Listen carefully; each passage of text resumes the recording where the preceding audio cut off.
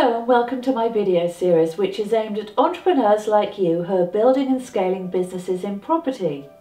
In property, your people skills makes a huge difference to your bottom line, and this video looks at why.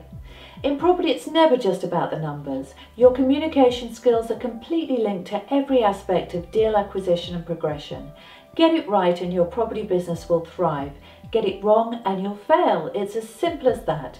So let's start by looking at the role of people in your property business and how you can use your people skills to transform your success.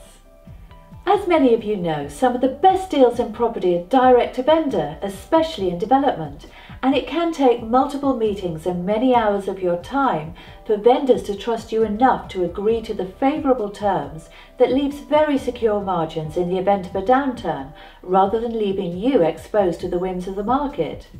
This requires both interpersonal sensitivity and a powerful understanding of the vendor's values and needs, as well as the ability to keep a meaningful dialogue going and find new things to discuss and maybe different places to discuss them in too. A tip here is that meeting in multiple places fast-tracks trust and reduces the time it takes for this process to happen. I know it's weird, but this is just the way it works with people. So, for example, if you're a male that has his sights set on a lovely lady, you should aim to take her to different places on the same date and have a new conversation in each place, as her subconscious mind will believe you're actually meeting several times. I've had an advantage in this respect, as my background is in business development, and this requires exactly the same set of skills. It's how I was trained to land multi-million-pound accounts in media. Property revolves in the first instance around two things, deals and money, and what gets you to both is people and the trust and the rapport you build with them. Because property deals are both time and money sensitive, decisions often have to be made quickly. For example, if you're buying a prime piece of land or below market value property in a good area, there will be intense competition. So unless you're the rare beast, a bit like the Tibetan Yeti, who does everything from start to finish by yourself, you'll have to mobilise a team to make it happen. Teams in property need a very clear sense of purpose as well as mutual trust. They're under pressure of time and are often dealing with life-changing sums of money. They rely on specialists with clearly defined roles doing what they say they're going to do when they say they're going to do it.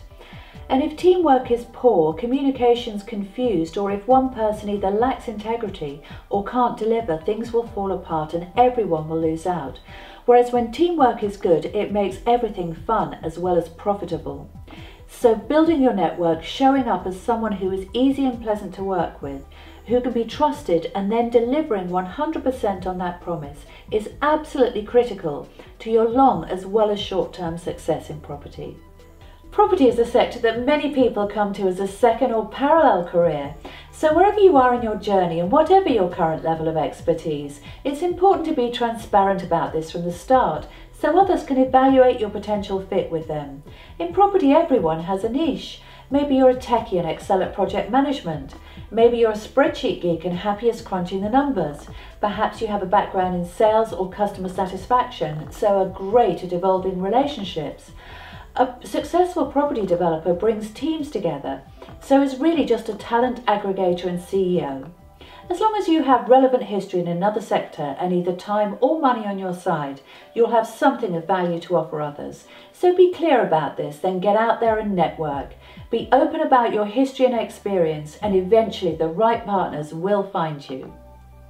Working with cash-rich investors requires both skill and the ability to communicate and manage relationships sensitively.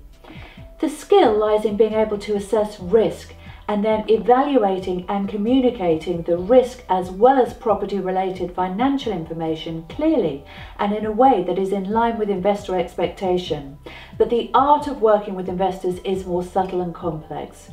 If you plan to use private investors to either fund your deals or buy from you, you need to identify the right ones for you, because there will be some who are the wrong fit.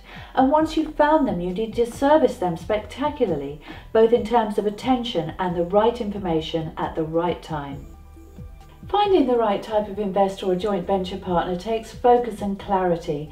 Networking to find investors is an important activity in property, but it needs to be planned, targeted and carefully evaluated, otherwise you'll end up wasting your precious time and money. You'll need to kiss some frogs before you meet your prince or princesses. This means saying goodbye to the people who want something for nothing and who are unwilling to invest time, effort or money getting to know you. You also have to evaluate them for their attitude to risk, as well as their conduct and behaviour. Are they going to start bullying you or sending you inappropriate demands to meet up on a Sunday afternoon if a project delay is announced, or if it hits an inevitable snag? Always remember the property sector attracts unethical people too. As you probably realise, some of the biggest criminals in the world launder their money through property. And so right from the start of your journey, you have to decide what side of the fence you sit on. There are no grey areas. A lot of money changes hands, and if your integrity is weak, you may find yourself swimming alongside these undesirables and possibly sleeping with the fishes.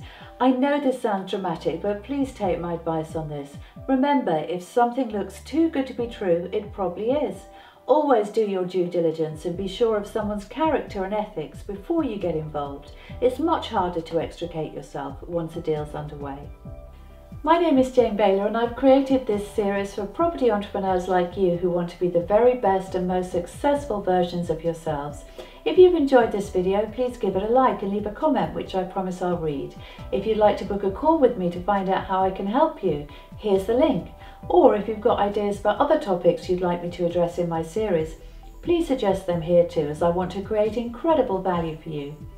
Thank you for watching. I'm really excited to have you on board.